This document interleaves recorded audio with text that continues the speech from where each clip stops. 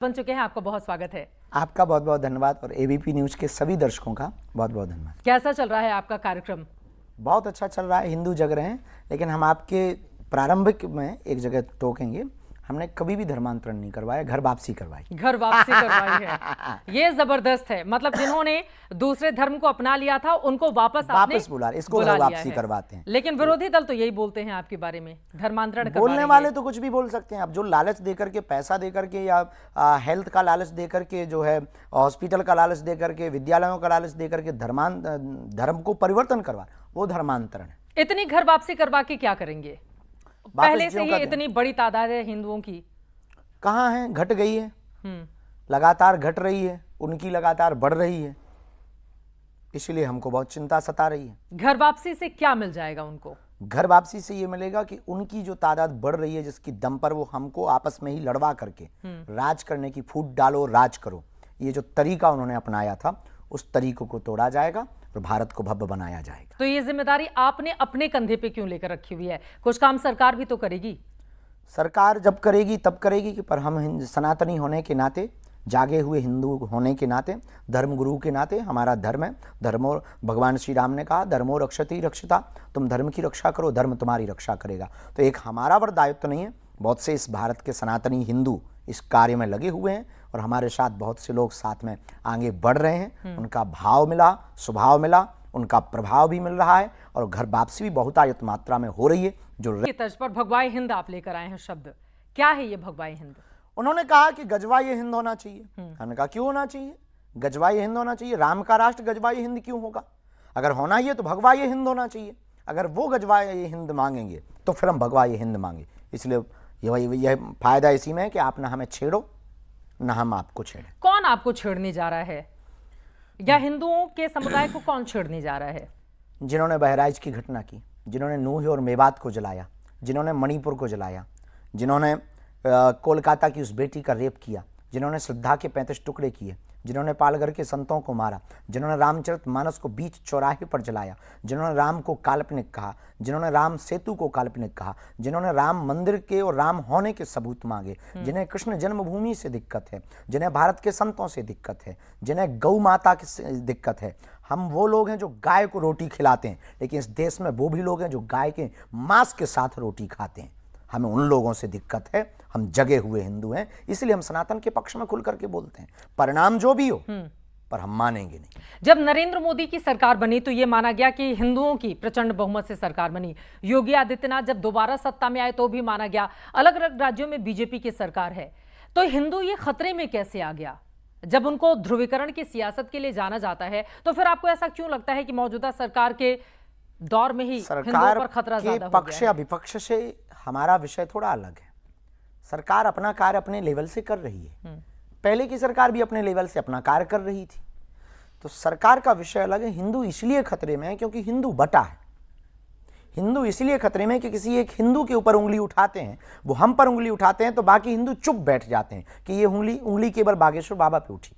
आजकल नारा चल रहा है बटेंगे तो कटेंगे, योगी आदित्यनाथ का। जगह जगह होर्डिंग्स, पोस्टर्स भी लगाए गए हैं। आपको लग रहा है कि बिल्कुल सही अगर समय पे उन्होंने मुख्यमंत्री होने के नाते नारा दिया है तो वो उनका मामला है, पर अगर उन्होंने धर्मगुरु होने के नाते ये नारा दिया है तो सही बोला है, क्योंकि हमारा उद्देश्य भी भारत को जोड़ना है। राजनीति में कोई कमेंट्स क्यों नहीं करेंगे आप? वो मुख्यमंत्री हैं, मुख्यमंत्री के तौर पर अपनी बातें कह रहे हैं। देखिए, जब वो गोरखपुर गोरक्ष पीठाधीश्वर हैं, वो वहां से कोई बात कहेंगे तब माना जाएगा कि एक महंत के तौर पर कर रहे हैं। लेकिन चुनावी रैलियों में जब योगी आदित्यनाथ बोलते हैं तो वो मुख्यमंत्री के तौर पर बोल रहे हैं, बीजेपी के नेता के तौर पर बोल रहे हैं। वो अपना विषय उनका है, नहीं बोल। हमारा केवल महंत, साधु, संत, राष्ट्रहित, राष्ट्र के लिए और सामाजिक समरसता के लिए कोई भी बोले, किसी भी पार्टी का बोले, कोई भी हो, उसी को हम स्वीकार करेंगे। बागेश्वर जी, पहले ही आपके इतने अलग अलग कार्यक्रम चलते हैं जिसमें लाखों की तादाद में लोग आते हैं आपको सुनने के लिए, देखने के लिए। ऐसे में ये यात्रा करने की जरूरत क्यों आन पड़ी आपको? हमें लगा कि सिर्फ हिंदू हिंदू कहने से हिंदू नहीं जगेगा, केवल कथाओं से हिंदू नहीं जगेगा, लाखों की भीड़ जुटाने से हिंदू नहीं बचेगा, या हिंदू को नहीं बचाया जा सकता है। हमें उन लोगों के पास भी जाना पड़ेगा जो लोग हमसे दूर हैं, जो हमसे मिल नहीं पाते, जो बिछड़े और पिछड़े हैं, जिन्हें समाज में कभी मंचों पर स्थान नहीं मिला, जो सिर्फ तालियां बजाने के काम आते हैं। इसलिए हमने विचार किया कि हम उन लोगों को भी मिलेंगे, उनको गले लगाएंगे जो सबसे पिछले स्तर पर रहते हैं, उनको हम गले लगा करके उनको यह एहसास कराएंगे कि आप पिछड़े नहीं हो, आप बिछड़े नहीं हो, आप भी हिंदुस्तान के हो, आप भी सनातनीय कट्टर हिंदू हो और हम भी तुम्हारे ही जैसे हैं, हम तुमसे अलग नहीं हैं। तभी इस देश में एकता की क्रांति खड़ी। ऐसा लग रहा है कि आप बीजेपी की राह आसान करने के लिए जा रहे हैं, ये बताते हुए कि हिंदुओं के एकजुट होना होगा। आपकी बातों से यही लगा कि जो दलित और पिछड़े हैं उनको साधने की कोशिश आपकी ओर से की जा रही है और बीजेपी को नुकसान हुआ है लोकसभा में इसी वजह से, जब संविधान और आरक्षण खत्म कर देने की बात विपक्षी दलों की ओर से उठाई गई। बिल्कुल भी नहीं, ये अपना अपना विचार है। इसके पहले भी हम यही करते थे, इसके पहले भी हम मंचों पर आरती करवाते थे, जो सफाई कर्मचारी हैं उनसे आरती करवाते थे। इसके पहले भी हमने सभी बिरादरी की बेटियों का ब्याह करवाया। तब तो ये भाव, तब तो लोकसभा का चुनाव भी नहीं हुआ था, तब तो हमें किसी पार्टी से मतलब भी नहीं था, वर्तमान में भी मतलब नहीं है। न लोकसभा के चुनाव होने से न हो जाने से, हमारा सिर्फ मतलब है केवल भारत के हिंदुओं को एक करने से।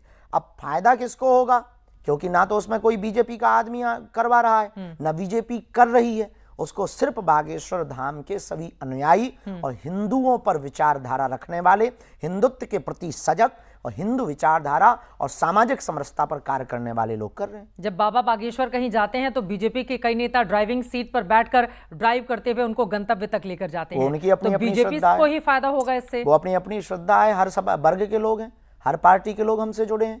केवल बीजेपी के दिखाई देते हैं क्योंकि वो वर्तमान में सत्ता में, इसलिए उनके लोग भर दिखाई देते हैं। हर पार्टी के लोग हमारे पास आते हैं। अभी बहुत पिछले में ही हमारे बहुत ही प्रिय लाडले रघुराज प्रताप सिंह भैया राजा भी आए हुए थे। उसके पहले भी हमारे छतरपुर के पूर्व कांग्रेस के एमएलए हैं, वो हमारे बहुत अच्छे डिवोटी हैं। एक नहीं, तीन एमएलए पूर्व के हमारे डिवोटी हैं। सभी पार्टियों से आपके सभी पार्टियों के, यहाँ तक कि कांग्रेस में अभी वर्तमान एमएलए हमारे बहुत ही प्रिय जयवर्धन सिंह हैं, वो भी हमारे बहुत अच्छे प्रिय हैं। वो भी बहुत बागेश्वर धाम की आत्मा है, क्योंकि उन्हें पता है कि गुरुजी कभी भी किसी पार्टी का सपोर्ट नहीं करते। हम सबको लेकर के चलते हैं, जो पार्टी का हमारे पास आ जाए हम सबको स्वीकार करते हैं। जाति पाति को मिटाने की आप बात करते हैं और हिंदू मुसलमान भी करते हैं। हिंदू मुसलमान नहीं हम करते, हम उन सब व्यक्तियों के खिलाफ हैं जो देश के खिलाफ हैं। मुसलमान जो सनातन के खिलाफ कैसे हो सकता जो है? सनातन के खिलाफ, मुसलमान देश के खिलाफ कैसे? हमने ये नहीं कहा कि मुसलमान, कुछ लोगों को ये सेकुलरिज्म का कीड़ा हिंदुओं में भी होता है, हम उनके भी खिलाफ हैं। हम उनके भी खिलाफ हैं जिन्हें जय फिलिस्तीन अच्छा लगता है, हम उनके भी खिलाफ हैं जिन्हें भारत में डर लगता है, हम उनके भी खिलाफ हैं जो राम के होने का सबूत मांगते हैं, हम उनके भी खिलाफ हैं जिन्हें वंदे मातरम बोलने में भी दिक्कत है, हम उनके भी खिलाफ हैं जो भारत तेरे टुकड़े होंगे, उनके भी हम खिलाफ हैं जो सरतन से जुदा करने की बात करते हैं, हम उनके भी खिलाफ हैं जिन्हें पंडों और पुरोहित पुजारी और संतों में पाखंडी दिखाई देते हैं और मौलवी और पादरियों में शक्तियां दिखाई देती हैं। भारत सबका है, और वो चाहे सेकुलरिज्म वाले हों, चाहे वो कट्टर हिंदू हो, और चाहे वो हिंदू हो, और चाहे वो मौलवी हो, चाहे वो पादरी हो। अगर सनातन के खिलाफ बोलेगा, अगर वो राम के खिलाफ बोलेंगे, अगर वो राष्ट्र के खिलाफ बोलेंगे, तो अगर वो छेड़ेंगे तो हम अब हिंदू छोड़ेंगे नहीं, क्योंकि हम जगे हुए हिंदू हैं। उकसा रहे हैं आप लोगों को? बिल्कुल भी नहीं उकसा रहे हैं, जगा रहे हैं। छेड़ेंगे तो छोड़ेंगे नहीं? बिल्कुल भी नहीं, हम जगा रहे हैं। क्या आप करेंगे? उकसा रहे हैं? क्या करेंगे? कुछ नहीं करेंगे हम। आप हमें छेड़ोगे, हम अपनी आत्मरक्षा करेंगे, कानून के पास जाएंगे, तुम्हें जेल डलवाएंगे। जब नहीं मानोगे तो आगे का रास्ता फिर बताएंगे। लेकिन ये 25 करोड़ जिस देश में मुसलमान रहते हो, इंडोनेशिया के बाद सबसे बड़ी आबादी हमारे देश की है, वहां पर आप सिर्फ हिंदू एकजुटता की बात करेंगे तो जो मुसलमान है वो कहां जाएंगे? उनका भरोसा जीतने की कोशिश क्यों नहीं की जाती? वो भारत में ही रहेंगे। उनका भरोसा जीतने की हमें जरूरत नहीं है। क्यों नहीं? वो भरोसे में रहे, क्योंकि 100 मुसलमानों के बीच में, वो 100 हिंदुओं के बीच में एक मुसलमान सुरक्षित है, लेकिन 100 मुसलमानों के बीच में 10 हिंदू सुरक्षित नहीं। और इसकी प्रत्यक्ष घटना बरेली में मिली है, बहराइच में मिली है, कोलकाता में मिल रही है आए दिन। इसका मतलब क्या समझें? जब तुम्हारा हम 1000 लाख रहते हैं, जब हम यहां पर 80 लाख लोग रहते हैं और आप 20 लाख लोग सुरक्षित हैं, और आपके बीच में एक हिंदू की बिटिया सुरक्षित नहीं रह पाती, ये कहां का न्याय है? ये कहां का धर्म है? ये कहां का आपका मजहब है? तो उनको लगता है कि हम हिंदू मुसलमान करते, आपको भी लगता है कि हम हिंदू मुसलमान करते। सच ये है कि हम सिर्फ हिंदू हिंदू करते हैं। अब अयोध्या में राम मंदिर बन गया, उनको मस्जिद के लिए जमीन दे दी गई। अब आप लोगों की नजर मथुरा पर है। मथुरा को लेकर हर रोज नए नए तरह के बयान नहीं है, नजर नहीं है, ऑलरेडी पहले था, इन्होंने बदला है तो हम उसको वापस करवा रहे हैं। वापस वो भी कोर्ट के थ्रू, वापस करवाएंगे, वो भी कोर्ट के थ्रू। मुसलमानों को लेकर जिस तरह की स्थिति बनी हुई है, उधर वाले आरोप लगाते हैं कि दरअसल आप लोग नफरत का बाजार पैदा करना चाहते हैं, लोगों को डर दिखाकर अपने आप को पॉपुलर करना चाहते हैं। ये मूर्खता है। लोगों को हम किन को डर दिखाएंगे और हम क्या पॉपुलर होंगे? हम खुद कथा करते हैं, कथा से हम ऑलरेडी हैं, दरबार लगाते हैं, ऑलरेडी हम पॉपुलर हैं। ये हिंदुओं को समझना होगा कि वो कितनी बड़ी बात बोल रहे हैं। वो कह रहे हैं नफरत का बाजार। हम कोई राजनेता हैं, धर्मगुरु हैं, किस बात का भय दिखाएंगे? किस बात से हम भयभीत होंगे? अरे हमारे हिंदुओं को तुमने खुद डरा करके रखा है। इस देश में हिंदू बोलने में लोगों को डर लगता था, हिंदू राष्ट्र बोलने में लोगों को डर लगता था। कथा मंचों पर नहीं किसी ने बोला, अब जगा दिया आप लोगों ने। हम लोगों ने तो नहीं, पर बहुत लोगों ने जगा दिया है। हिंदू उसमें जाग छोटी गया सी है। भूमिका हमारी। अभी पूर्णतया तो नहीं जागा, थोड़ा जाग गया, जो बचा है वो जगाएंगे। लेकिन देखिए, अलग अलग देश के धर्मस्थल हैं, जिसमें अयोध्या को भी मैं शामिल कर लेती हूँ। वहां पर भव्य राम मंदिर तैयार हो गया और वहां के अब डिजाइनर कपड़े भगवान श्री राम के बन के आते हैं बाहर से, जिसको हर रोज वो धारण करते हैं। लेकिन कुछ समय पहले तक वहां पर मुस्लिम परिवारों की ओर से उनके वस्त्र सिले जाते थे, वो धारण करते थे। वहीं वैष्णो देवी की, अमरनाथ की मैं बात कर लूं तो यात्रा के लिए जो लोग श्रद्धालु जाते हैं उनकी मदद करते हैं वहां पर, जिनको रोजगार भी मिलता है उस यात्रा के जरिए। अच्छा है, पालकी लेकर जाते हैं लोग, घोड़े पर लेकर जाते हैं। देखिए हम उनके खिलाफ नहीं है, अच्छा है। अगर उनकी सनातन के प्रति आस्था है तो क्या बुरा है? अगर उनकी हिंदुत्व के प्रति आस्था है तो क्या बुरा? कुछ मुसलमान तो राम मंदिर दर्शन करने भी गए, अच्छे लोग हैं ना।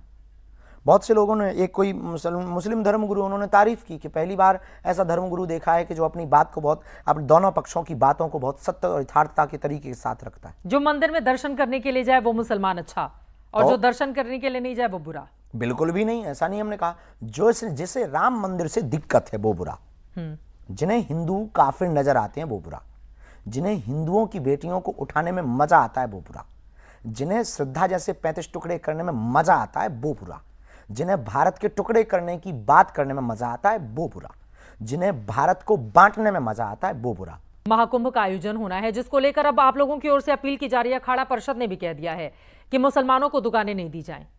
क्या इससे नफरत नहीं फैलेगा? वो कहां जाएंगे रोजी रोटी के लिए? पता नहीं, आप तो हिंदू हो जी, आपके नाम के पीछे तो त्रिपाठी लगा है। मक्का मदीना में हमारे गरीब हिंदुओं को दुकानें मिल सकती?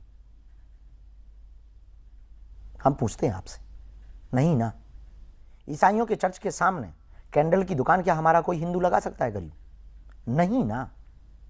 तो फिर भाई, जब तुम्हें धर्म का ज्ञान नहीं, संगम का ज्ञान नहीं, संतों के मान का पता नहीं, सत्संग का पता नहीं, त्रिवेणी संगम का पता नहीं, अखाड़ा परिषद ने क्या गलत बोला? जब तुम्हें उस मान के बारे में पता नहीं तो तुम वहां पर बिजनेस करके करोगे क्या?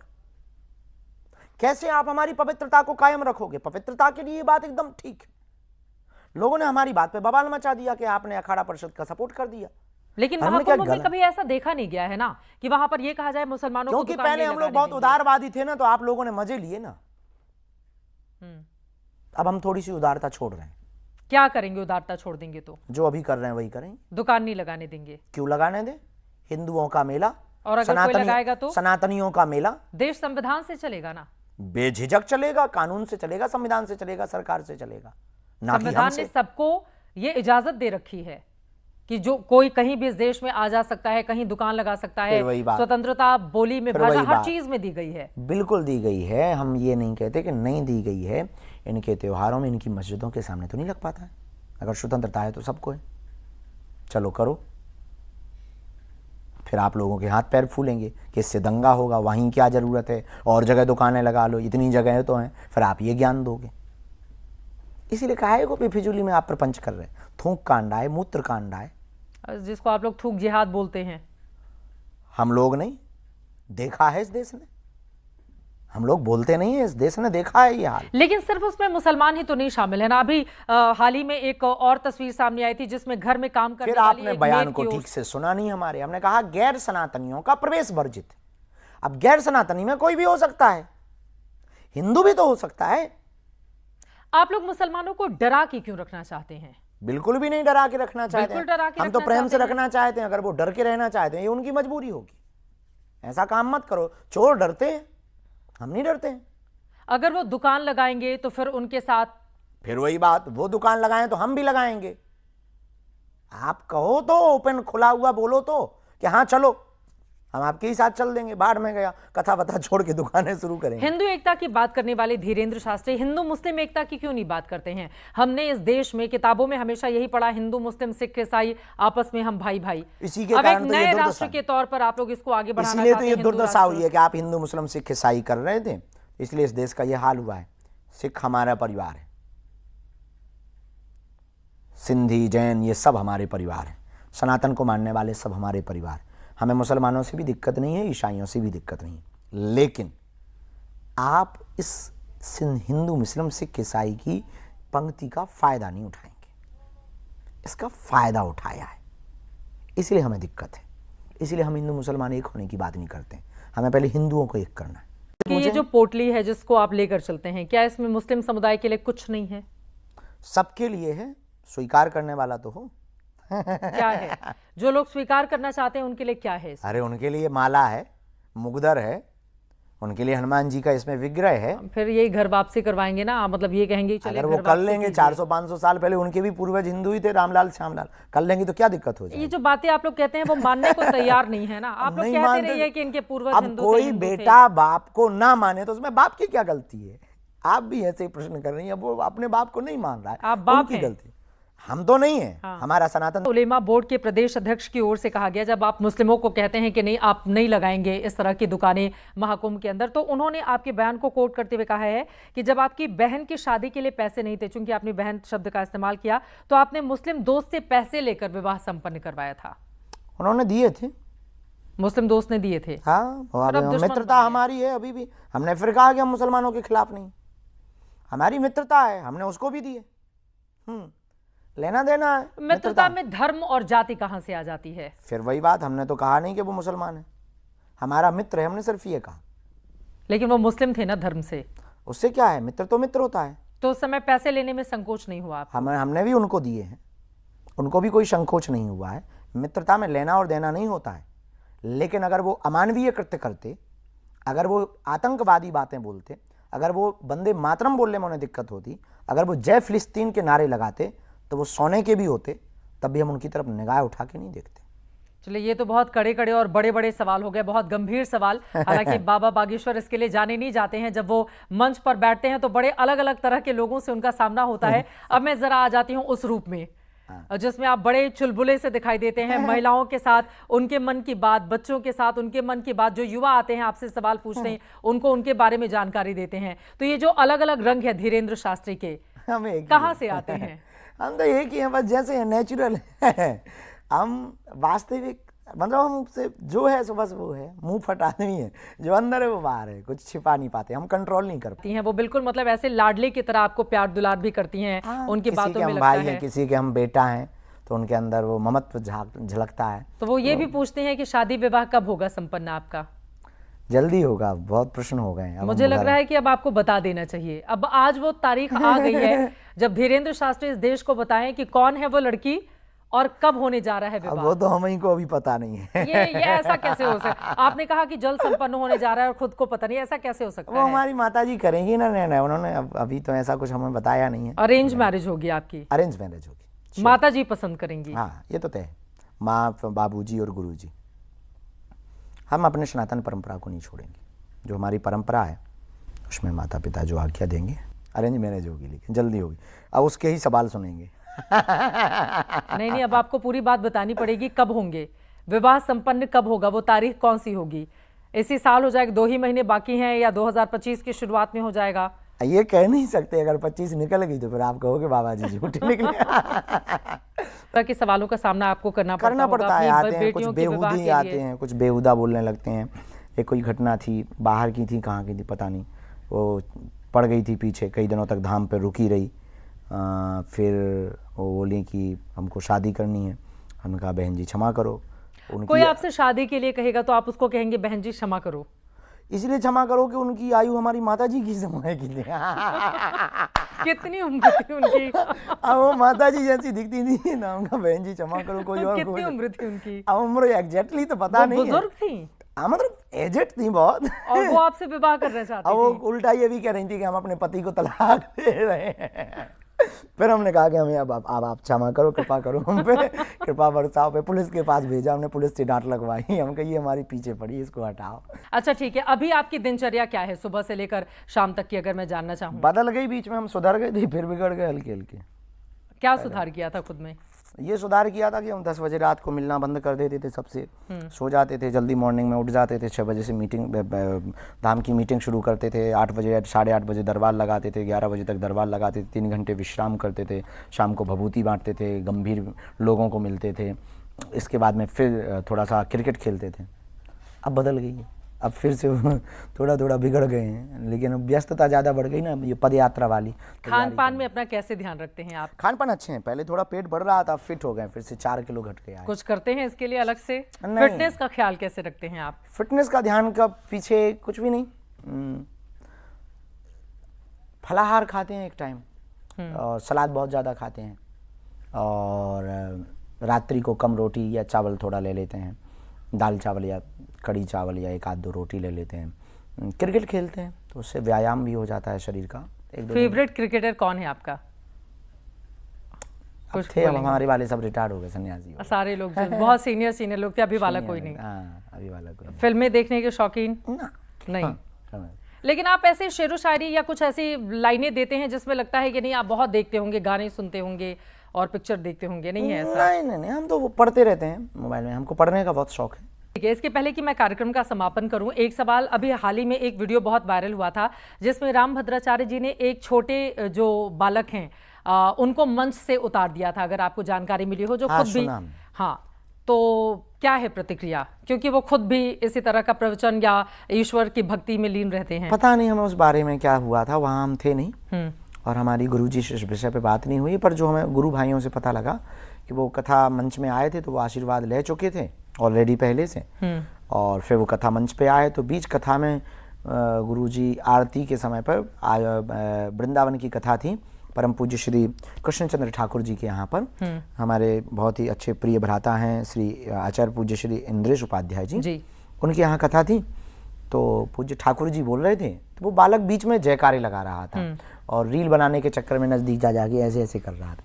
अब गुरुजी तो अद्भुत हैं तो उन्हें सब पता ही लग जाता है वो, और हमारे गुरुजी तो अद्भुत हैं, हमसे ज़्यादा बेबाक हैं हमारे। अब गुरु तो गुरु होते हैं, अब उनके चेला समझ जाओ, जब हम इतने छोटी सी फुलझड़ी हैं तो गुरु क्या होंगे। रील से आप लोगों को भी परेशानी होती है? बाबा बागेश्वर भी जब रात को सोते हैं तो एक बार ट्रैक करके देखते हैं कि इंस्टाग्राम पे क्या चल रहा है, फेसबुक पे, जरा ट्विटर पे नजर मार लें कि हमारे बारे में क्या चल रहा है। इतना सारा तो नहीं देख पाते हैं, यूट्यूब हम देखते हैं, यूट्यूब का हमें शौक है, तो यूट्यूब पे हम देख लेते हैं, अपने ही वीडियो देख लेते हैं, अपनी कथा सुन लेते हैं, अपने ही हास्य व्यंग, बहुत व्यंगवादी भी हैं, तो अपने ही व्यंगों को सुनकर थोड़ा हंस लेते हैं कि वाह गुरु गजब कर दिए हो।